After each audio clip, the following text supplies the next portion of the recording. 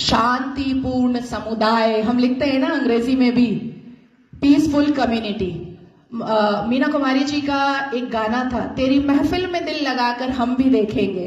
तो मुसलमानों की महफिल में दिल लगाकर नाज़िया इलाही खान ने भी देखा, और जब देखा तो पाया कि हलाला ससुर के साथ बहू बिस्तर पर, आई एम सॉरी टू से, लेकिन मैं रॉ वर्ड ही यूज करती हूं। ससुर कर रहे हैं बहू का हलाला। और सनातन धर्म में मैंने कल देखा कि कैसे बहू बेटी की तरह खाना परोस रही थी। मुसलमानों की महफिल में दिल लगाकर मैंने भी देखा तो पाया पॉलीगेमी, एक मर्द और 4 सेक्स टॉय।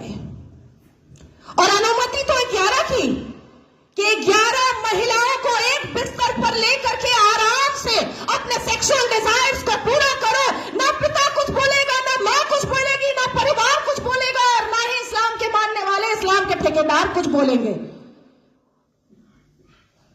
इस महफिल में दिल लगाकर मैंने भी देखा और पाया निकाह मुद्दा, टेम्पररी सेक्सुअल मैरिज।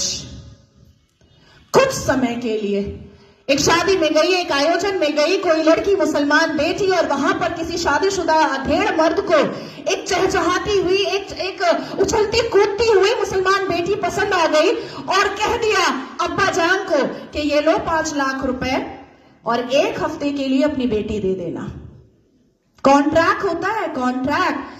हमने रजाकार के आखिरी मुखबिर असदुद्दीन अवैसी को सुना होगा कि निकाह इज अ कॉन्ट्रैक्ट मैरिज।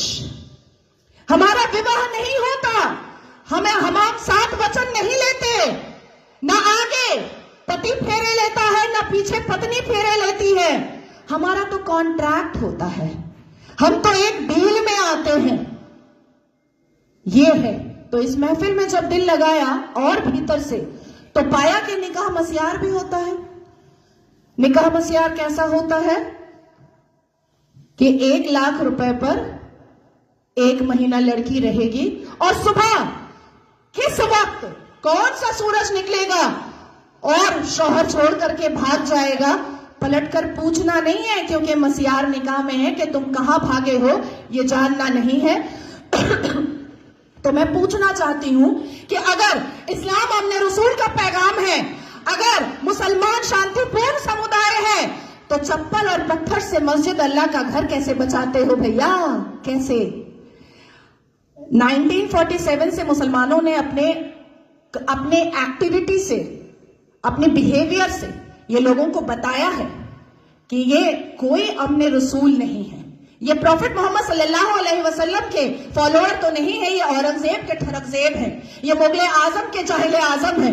बस इतना ही है इनका परिचय, इसके अलावा इनका परिचय कुछ भी नहीं है। शिक्षा बोलो नहीं लेंगे, इंसान बनने बोलो नहीं बनेंगे, कुछ पढ़ने बोलो नहीं पढ़ेंगे, कुछ करने बोलो नहीं करेंगे, लेकिन रेप करने बोलो तुरंत करेंगे, लव जिहाद करने बोलो तुरंत करेंगे, बम गोली बारूद फेंकने बोलो तुरंत फेंकेंगे, आतंक मचाने बोलो तुरंत मचाएंगे। आखिर क्या है इस समुदाय में जो एक समुदाय पूरे दुनिया के सारे धर्म वालों को परेशान करके रखा है? आखिर क्या है राज उस आसमानी किताब का, उस अल कुरान का राज क्या है जो मदरसों के अंदर छुप कर पढ़ाया जाता है, जो मजार के अंदर छुप कर करवाया जाता है, जो मस्जिदों के अंदर छुप कर सुनाया जाता है, जो घरों के अंदर तरबियत और तालीम में बताया जाता है? क्या है उसका राज? क्यों कहते हैं मुसलमान घर में अंदर ही जब बेटी छोटी सी होती है और बच्चा छोटा सा होता है, प्रसाद नहीं खाना हराम है, आप ही चले जाते हैं सवैयां खाने। हमें बताया जाता है प्रसाद नहीं खाना हराम है, हमें बताया जाता है मंदिर के सामने खड़े नहीं होना, अल्लाह नाराज हो जाएगा, हमें बताया जाता है कि हिंदुओं के घर का पानी ना पीना, अल्लाह नाराज हो जाएगा, हमें बताया जाता है कि अपने जीवन साथी के लिए हिंदुओं को कभी मत चुनना, नहीं तो घर से, परिवार से बेदखल कर दी जाओगी। क्या है राज? उस राज को खोलना चाहिए। मैं जानती हूं कि सनातन धर्म के लोग जिस हिसाब से अपने रामायण, महाभारत, श्रीमद् भगवद गीता को पढ़ते हैं, उनके अंदर शांति होती है, उनके अंदर इंसानियत होती है, उनके अंदर माफी की तलबगारी होती है, मैं जानती हूं। लेकिन जिस गली जाना नहीं है उसका पता अब पूछना पड़ेगा। अपनी बेटियों को समझाना पड़ेगा कि कोई अब्दुल अच्छा नहीं है।